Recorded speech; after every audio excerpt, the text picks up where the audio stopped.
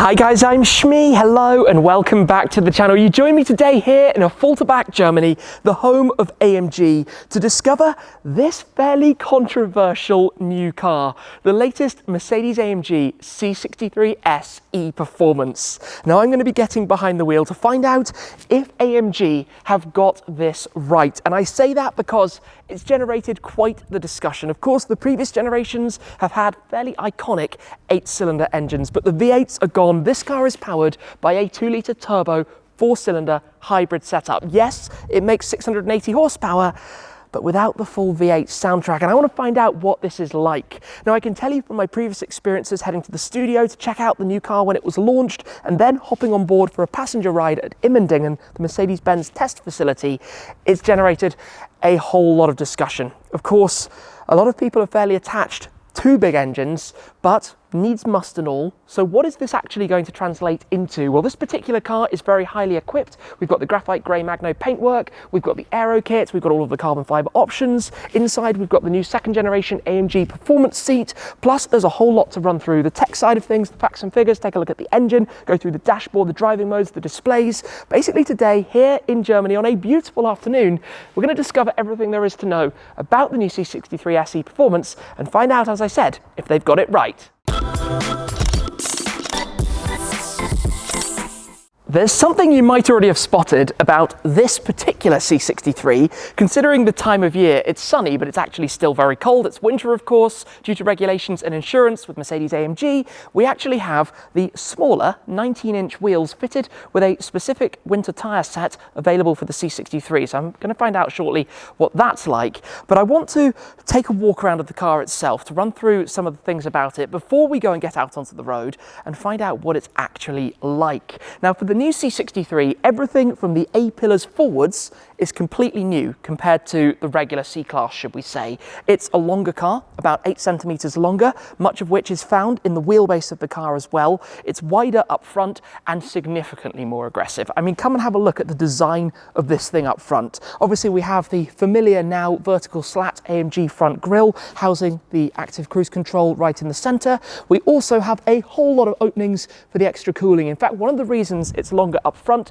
is to house more radiators, to house more things to keep this all in check, considering everything that it's got going on. You've got these power lines across the bonnet. You've also got the new AMG crest, or rather the Affalterbach crest that you now find on the front of the car, which will be a thing that we see going forwards. But I want to get this popped open to talk about the engine and to talk about some of the details of this. Up front, we have this big change. No 6.2 litre V8 or even the 4 litre bi-turbo V8. Instead, now we have up front a 2 litre turbo 4-cylinder. It is a very good looking engine bay. You have the plaque of the person who was responsible for assembling the engine on the line here at Affalterbach, and you can actually see quite a decent amount of it as it happens. The combustion engine in here produces 476 horsepower, supported by an additional 204 horsepower from the electric motors for that total of 680.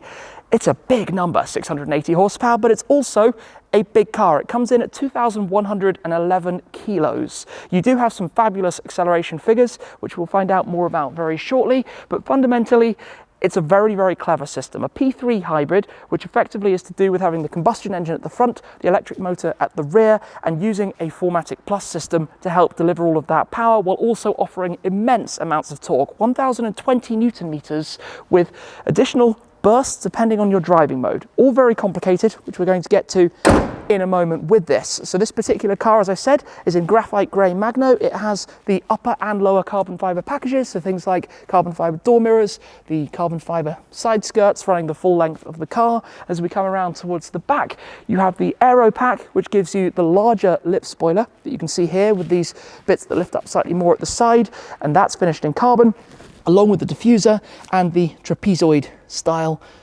exhaust tailpipes that we have back there. Of course, with this, the electrical side of things all happens in here. Having everything, the battery and all of the rest installed in here. You have 13 kilometers of full electric range as well, but it's not just about the inside or the outside, it's also about the inside because there's been quite a few changes in here also. The new C-Class has the large infotainment screen in the very center. We have the new style AMG steering wheel, plus we have these new AMG Performance seats, which actually have some cutouts. There are holes in the back of them, and by taking away the material from there, they save 2 kilos of weight just through that, and they look the part as well. So let me step in to start this very quickly. And the interesting thing about starting it is that, of course, that started. I'm going to mute the music. Yes, it starts in electric mode. If you want the engine on, you do this. That's a very unusual sound, but there's a lot to run through. I want to make sure we drive before the light goes down, so let's go straight out to the road. The fun of this then is that you start in comfort mode, which is effectively hybrid. You can go into full electric and a whole host of other different modes, but comfort will allow you to use the electric charge for the majority of the time, unless of course you ask for more power out of it with the throttle pedal, and then it will give you exactly what you wish. For now though, it is going to be a gentle start. I've got lots of screens, I've got a very detailed heads-up display right in front of me, but it's always fun to head out of Affalterbach because of course there are lots and lots of different test cars running around, and those are quite fun to see when you're into this kind of thing. I've been here before to the engine plant right in front of us. Home is where the heart is, which is of course because the heart of these very cars actually come from that facility. So we are driving a currently electric AMG. Now, I have driven the SLS electric drive before, and I apologise for the very low sun, which is probably quite annoying over the camera lens, but there's not too much I can do about that considering the time of year. And, well, the SLS was actually a fabulous experience. In here, my first impressions at the wheel of the car are that you can feel it's quite a firm ride. As we go over the potholes and bumps on the tarmac right here, I'm very conscious of that. It's extremely quiet. Clearly very well sound insulated. I feel like, well, I'm literally listening to the clicking of my watch at the moment. It is super, super, super quiet in here. Obviously, if we go into sport, it then fires up the engine. So in sport, sport plus, and of course race, it will keep the engine running. You also have different abilities in terms of the recuperation. You can change through a few different settings with a press of the button, and this will change depending on how much charge you actually have in the battery. So depending on the amount of charge in the battery depends on which recuperation setting it will let you actually put it into. It's quite complicated, as you can tell. There are loads and loads of different modes and settings that this offers when you start digging into it. Now we're going to head out towards a nice twisty road, one that I know really quite well from driving there in my SLS Black Series, in their SLS Black Series, and quite a few other AMGs over the years. So it'll be interesting to see how this stacks up. If you are completely going for it then, 0 to 100 kilometers per hour, 62 miles per hour, is dispatched in just 3.4 seconds. In the saloon, we have a top speed of 280 kilometers per hour. That's 174 miles per hour. Now, I'm currently driving in Sport, which I would say is probably your regular road driving type of mode, and like this, it's doing its thing. Obviously, it's a very unfamiliar sound for a C63, but it's a very familiar sound if you know other AMG models, because of course this 2-litre turbo 4-cylinder has put out some immense outputs across the various different models it's been featured in to date. And if you think about it in here, a 2-litre 4-cylinder engine itself is making 476 horsepower, the best part of 500 horsepower out of this thing.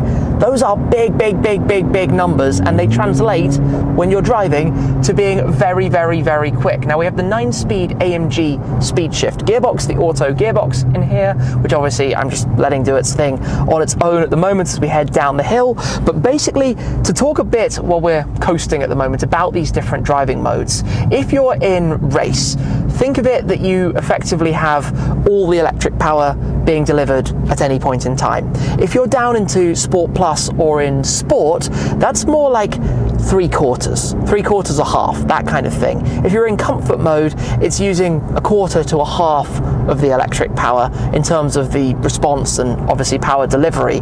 Whereas if you then go one further the other way, we have EL, which is your full electric driving, and this will effectively keep it in electric until the electric is gone, when it will fire up the engine, or until you kick down. If you kick down, it will give you that full power. If you go one further beyond that, you then have hold back battery. Now the interesting thing about hold battery is that it will effectively use it as per comfort, as per hybrid regular modes, except it will keep the battery at the state of charge that you've just put it into, that it was in when you went into hold battery. The advantage of that is, let's say you're heading home, and I can tell you from my own experience of fairly regularly dailying a hybrid, that then means you've got that electric power when you arrive at your home area, which is very, very, very welcome. That is actually something you often want with these things, just the mindset shift, let's say, with so many different modes and making sure that you're actually using them and having the most out of them. Now I'm going to turn around because I want to drive back up this road and enjoy it dynamically and see if we can have some fun up the hill. Right, we're in Sport Plus at the moment. You get that very familiar upshift pop, and of course this thing is fast, really fast. The brakes are very strange though. The brake pedal pressure and sensation takes a little bit of getting used to. It's not doing instinctively what my mind says. You don't feel that much of what's going on. Probably just a little bit of time to adapt and become familiar with that. Some nice pops, burbles and crackles and sounds out of it, although of course a lot of those are what we're hearing inside the car, with the sound outside not quite being to the same level. It's very quick, this thing. Very, very quick. Now let me just drop down some gears manually just to hold on to the revs a little bit more. There we go. Sounds fun. I've got all sorts of information in front of me, which is very, very helpful, and it feels very sharp. I feel like I can get early on the power. Automatically upshifting on me. It's fast. Very, very fast. I think we knew that was going to be the case, but it's seeing it in reality that's, I suppose, a step ahead on that front. And the turn-in is impressive. Obviously we're on winter tyres, so I've got to allow it a little bit of wiggle room and movement, which I am feeling, and you in theory wouldn't feel in the same way obviously if we were out on some good regular summer or all season tyres.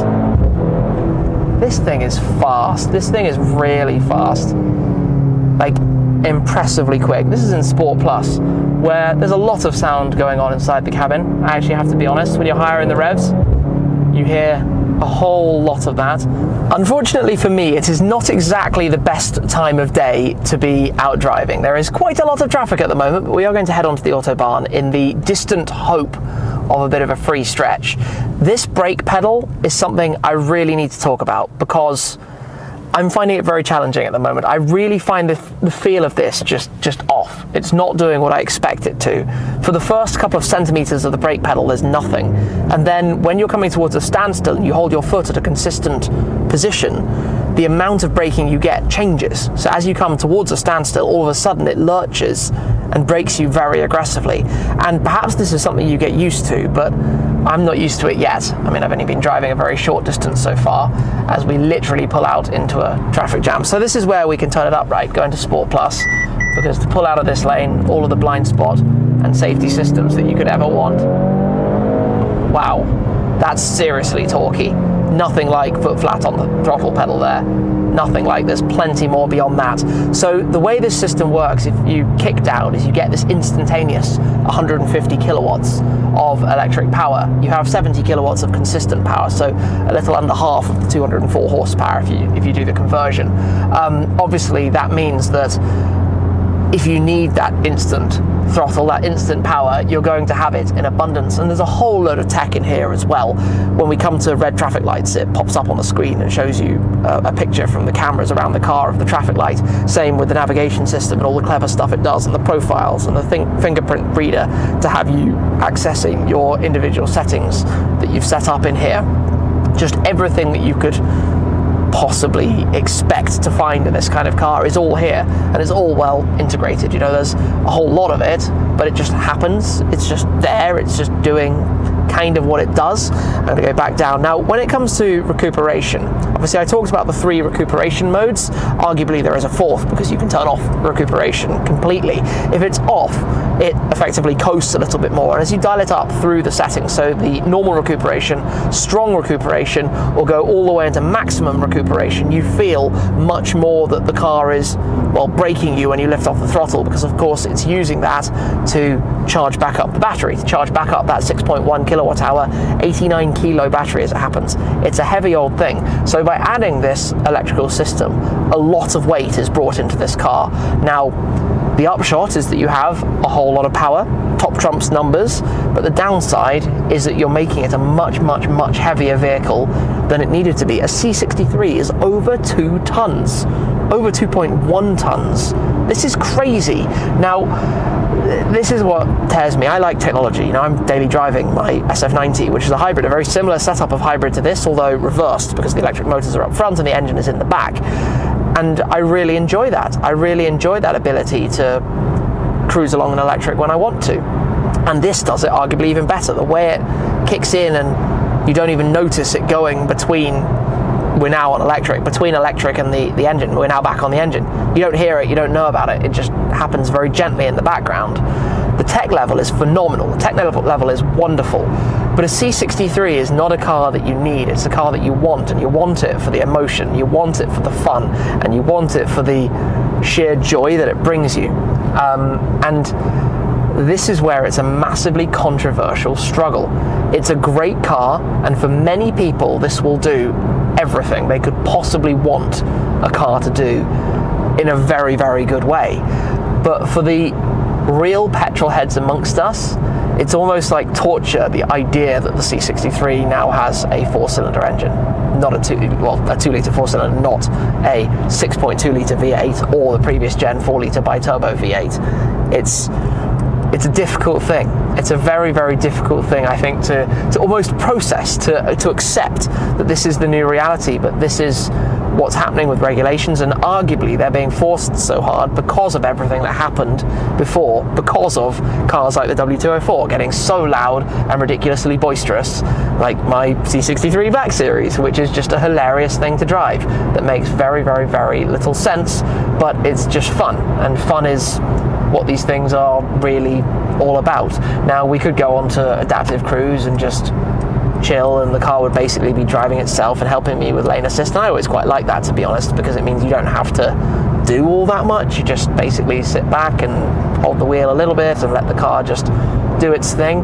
I suspect I'm now in a derestricted. I didn't actually notice coming out of the 100, but it must be derestricted. I will wait until I can confirm that before absolutely booting it. But I do want to give this, a bit of a test if we can get a small break in the traffic, because there's nowhere else where I'm going to get the opportunity to do this and discover a whole lot more of what this can offer. So let's wait for a suitable opportunity and have some fun with it. Well, we are now 100% on a derestricted part of the German Autobahn. Obviously very busy, but an opportunity to, well, use kickdown a bit. For example, drop the gears. This is ridiculously fast for a car of this weight and size, and it does actually feel quite large. You're sat much higher up than I would expect, to be honest. Obviously these things growing in their scale. This particular car is restricted because of winter tyres to 240 kilometers per hour, which is about 149 miles per hour. Although I tell you what, that's still going to be getting a move on should it be open enough to get to that kind of level, although I doubt today we're going to be able to. Just the way it does this, although when you are full throttle, you're hearing a whole lot of sound being piped in. That's where you can very distinctly, like in the GT Black Series that I often talk about, hear the sound coming through to the cabin, which is just frustrating, to be honest. Right, 4th gear. It pulls and pulls and pulls, although when you lift off it gets very floaty and moves around. That's probably down to the tyres, I would expect. It's probably a direct result of having winter tyres on the car. You can individually adjust things, and you also have the boost functionality. So when you're on a track, for example, with the built-in AMG track telemetry, it can actually tell you when is the optimum time to use your boost to make sure that you can do the fastest possible lap, which is really quite clever, isn't it? So we've got a little bit of a gap open in front. Kick down, drops the gears, 140, 150, 160, 170, 180, 190, 200, 210, not bad, not bad, although very squirmy on these tyres under braking. Obviously because of the warm temps, it's about 9 or 10 degrees Celsius today, which is a little bit on the warm end for tyres, but because of the rules here, you do need to be on the winter tyres in winter, or at least you do for the insurance policy of the fleet car, because of course this is a car from Mercedes-AMG that I'm driving today. The brake feel when you are using it more firmly, you know, at highway speed, is a little bit more normalized, less unfamiliar, should we say. But obviously, like I said, it's when you're crawling through town that I find it really concerning that it doesn't do exactly what I expect or want it to do. I've currently got the recuperation in maximum, so it's going to be braking us quite hard to charge up the battery, which from a performance point of view is what we would want. We'd want as much battery power out of this as we can possibly have. I've not gone into race mode until now, which puts it, defaults it back to normal recuperation. Interesting. So when you're in race mode, you can only keep it in normal recuperation or none. You can't change it. This is the kind of thing I find fascinating to learn, just these different settings and the way it's all set up and what it allows me to do and what it doesn't allow me to do. We do want to be heading in the other direction though in a moment, so let me see if I can find an exit to turn back around and go and see what we find the other way, because there are a whole lot of cars on the Autobahn today. Alright, the derestricted signs are here. 4th gear, little bit more open in this direction thankfully. Automatically upshifts for us. 220 or so. Gonna get to about 240. There we go, 240, and I'm on the brakes because that would be our speed limit for today. We have hit the VMAX that we're allowed to hit with this particular car. I actually thought it would accelerate faster at the higher end than it did there. Foot obviously absolutely flat, and I suppose that's because it's having to shift and move quite so much weight. I have to be completely honest at this stage, I'm not entirely convinced yet. I'm not entirely convinced by this. And that might be because I'm a petrol head who loves noisy engines and loves that side of it, although, like I say, I have no problems driving electric cars or hybrid cars at all. I just don't know if this is what I feel this should be, or if this should be something else. I mean, I prefer that it looks like a normal car compared to the EQS, EQE side of the Mercedes-Benz lineup at the moment. And I like the gadgetry and I like the tech, and I imagine as a daily driver, this is probably a wonderful thing to spend a lot of time sitting in the driving seat of. But I don't know. I can see why, for a lot of you guys watching, as you might have seen me posting about, this car hasn't drawn the interest. It's a very controversial topic when it comes to the new C63 S. Before going into my final thoughts, we need to take a look through the interior of this car, because there is so much going on in terms of settings, screens, everything that you can go through, the different displays, for example. I mean, on the steering wheel, starting right here, is where you have these different driving modes. So the B is, of course, as I said, for hold battery. It gives you that graphic over on the central screen showing you exactly what you're in. You can also press through them here, which again just changes through this. Full electric, up into comfort, your hybrid mode, sport, where it would start the engine, sport plus, or of course into race, and it even shows you on the right hand side of the screen exactly what the different setup of that is at the moment. You can change the information on here. You can even change the different screens themselves through this panel. You can have a more classic display, understated, the full screen navigation, assistance screens.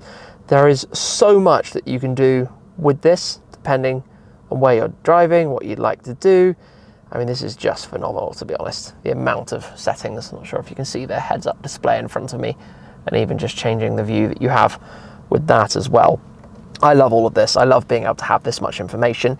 Even the touch controls here, you can actually change which setting you have them on, and a press of the button will change it. So for example, that's manual on the gearbox. Oh, we've just timed out. Let me just turn it back on here. Even these have nice little animations as well to go with the sounds that we have from it. You can cycle through AMG dynamics. You've got the sound. I'm not sure you can hear that on the video, but the sound generator that you have, boost, and you can choose which you have where, cruise control, media infotainment. On here, a press of it will take you to the recuperation, so no recuperation, which it tells you in the center of the display as well, normal, strong, or maximum, with that dial going up through. Takes a while just to figure what you can have in which modes. I like the paddles on the back. Steering wheel a touch too chunky, but smaller than it was, which I appreciate very much. And all of the nice trims and ambient lighting. The cabin is presented beautifully. The climate control vents, everything around here is really, really nicely presented. So it gets top marks for all of that. The seat controls, you touch on here and it slides them forwards and backwards. A couple of memory positions, heated seats, your mirror controls just on here, foldable mirrors, nice cubby storage buckets, boot control down there as well. So that's all beautiful. Here, for example, into your car settings, your cameras you can bring up, this lovely view that you have all around. It's just super well done. It's really, really easy to use, and very happy genuinely with all of this straight back to home. And obviously we are here in Affalterbach. Over towards the passenger side, all continues in much the same vein. In the central tunnel, I think the car is provided with a microfiber cleaning cloth. You have your charging pad, your USB-C ports, your cup holders. You can take out this thing, I think, that goes between them. This actually closes with a press of that, which is also just very nicely finished, although you've got a lot of gloss black, which is a nightmare to keep clean, but hey, that is the way of these things. Armrest storage, more USB-C ports. You're not going to be short of charging sockets in this car. And these seats are great. I massively prefer them to the previous generation AMG Performance seat. Massively. Like, I can't state that enough. Great sideways support with the seat bolsters on both the backrest and the base, and really quite comfortable without having the problems I used to have with the older style seats that you had before. Anyway, let me flick that off for a moment because I want to go and show you the back. This seat is currently in my position. You can have the comfort access. It's not currently active, so that seat is staying exactly where I had it. And back here, there's a surprising amount of room, genuinely. There's decent space back here. Way more than I would have expected. I am UK average height at about 5'10", 5'11", just shy of 1.80 m, and there's loads of space, loads of headroom as well. And it continues back here with the nice ambient lighting and all of the features and fittings that you have around. Pop open the armrest. You've got the cup holder, or rather not cup holder, little stowage just here. I thought that might open a touch further, but all it does is give you a tiny little tray for whatever it might be. That is that. What else do we have? Folding seat, of course, and a little bit more to it. But let me step back out and give you some final thoughts.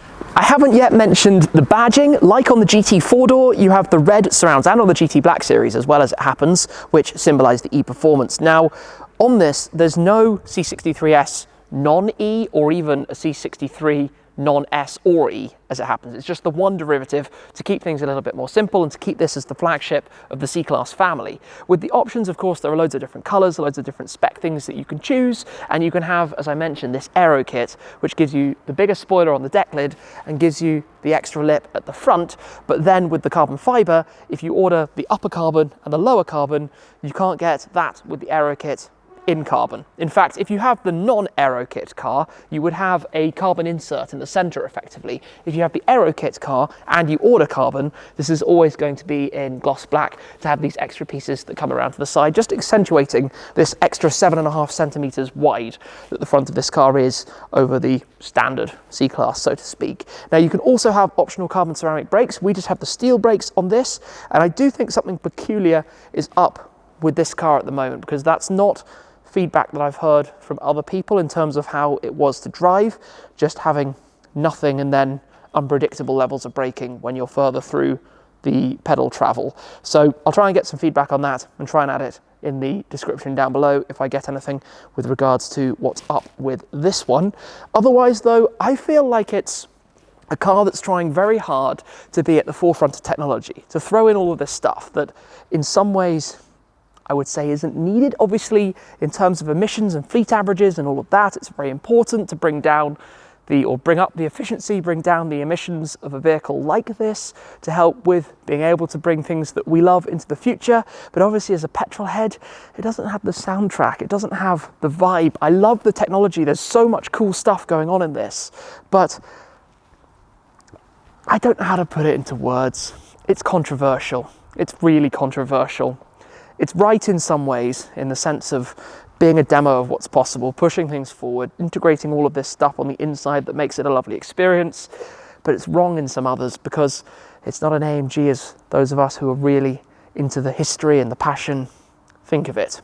we need an 8-cylinder. So long live the 8-cylinder engines in some of the other models in the lineup. Today has been really interesting to drive the car and to be able to find out all about it. Something I've been looking forward to myself since I first, I suppose, heard about the details of this. So thank you very much to the team here for making it possible to come to AMG in Affalterbach to check out the new car, to take it out for a drive. And thank you, of course, to you guys for your support. I hope you've enjoyed the video. That's it for this time though, and I'll see you again very soon. Cheers.